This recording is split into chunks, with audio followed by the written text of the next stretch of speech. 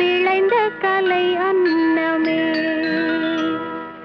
நதியில் விளையாடி கொடியில் தலை சீவி நடந்த இளம் தென்றலே.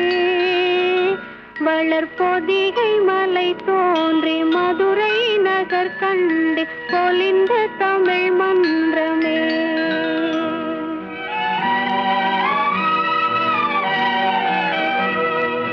மலர்ந்து மலராத பாதி மலர் போல வளரும் விழி வண்ணமே.